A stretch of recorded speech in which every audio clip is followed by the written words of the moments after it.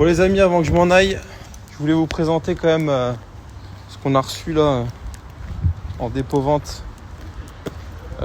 hier. Attention la config, j'en connais pas beaucoup qui soit aussi belle que ça. C'est parti. Audi RS3, alors elle est violette, je sais pas si vous voyez.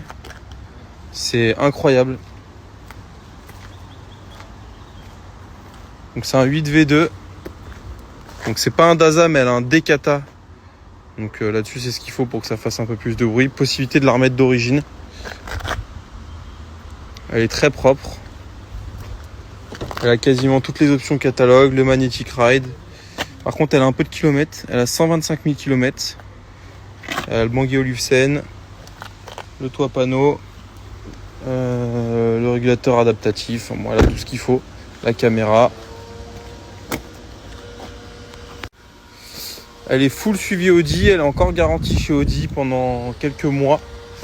Voilà, c'est un produit assez sympa que je vais afficher extrêmement bien placé, 43 990. Donc voilà. En ligne ce soir. Bon les amis, j'espère que vous allez bien. Bon, petite story parce que j'ai pas mal de gens qui me demandent pourquoi j'ai mis en vente ma voiture chez mon pote Kamel Monster Garage. Je vais vous dire pourquoi. Pour plusieurs raisons. À la base, j'avais pas prévu de la mettre chez lui. À la base, j'avais prévu de la mettre chez Porsche. Pour être tout à fait honnête, c'était un peu le deal moral que j'avais avec eux. C'était que bon voilà, ils me vendaient des caisses un peu chiantes à avoir, mais derrière, bah, si je la revendais, je passais par eux, etc. Bon, il se trouve que à la base, je l'ai envoyé chez eux cette voiture et que bon voilà, il y a eu un devis de remise en état parce que bah voilà, j'ai fait de la piste, etc. Et c'est vrai qu'ils ont des niveaux d'exigence en qualité de vente de voitures d'occasion qui est très élevé.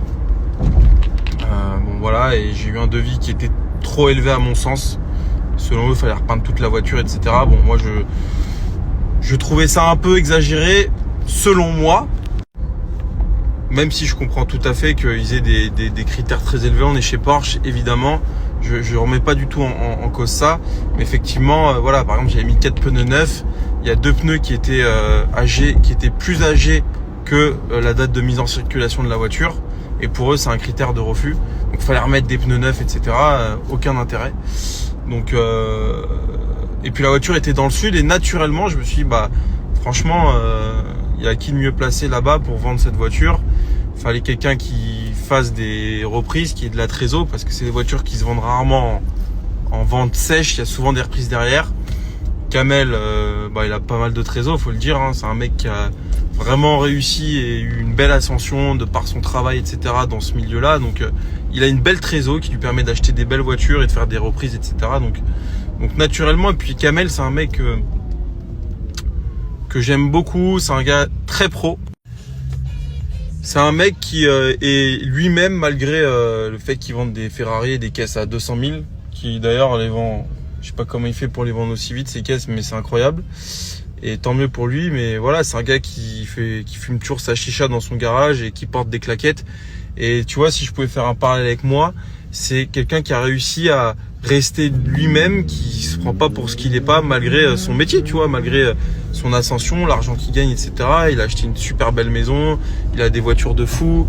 Et pour le coup, je pense que c'est un mec qui est vraiment parti de rien. Beaucoup plus que moi, par exemple, il n'y a pas de sujet là-dessus. Donc voilà, naturellement, moi j'aime bien faire bosser des gens qui ont un peu le même délire que moi. Donc voilà, et puis franchement, le gars il a récupéré ma caisse à 14h, à 18h elle était en ligne. Donc ça prouve que voilà, le gars il est réactif et tout. Donc bon voilà, tout simplement elle est en vente chez lui pour ces raisons. Et il y a une autre question qui se...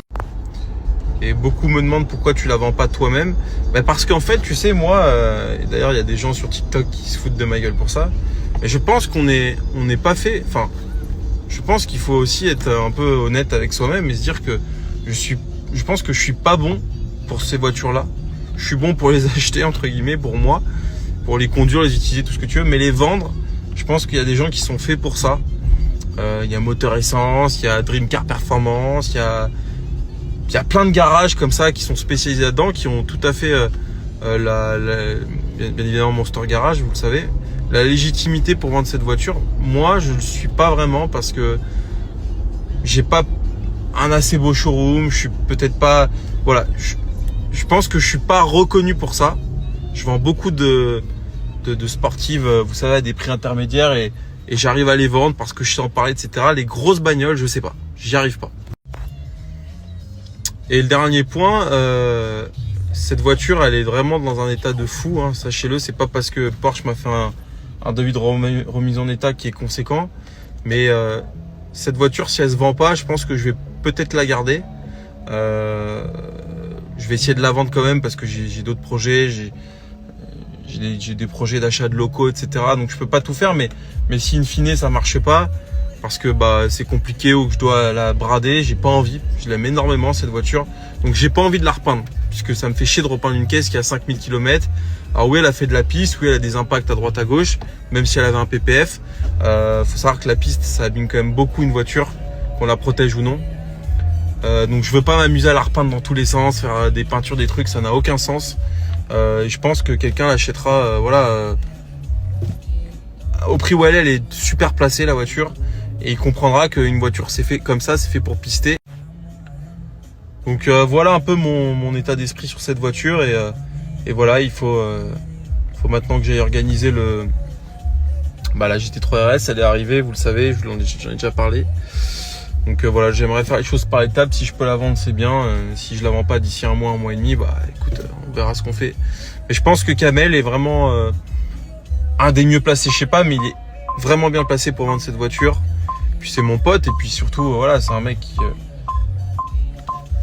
qui me rend service, et je lui rendrai service. Et voilà, c'est un gars en qui j'ai super confiance en tout cas.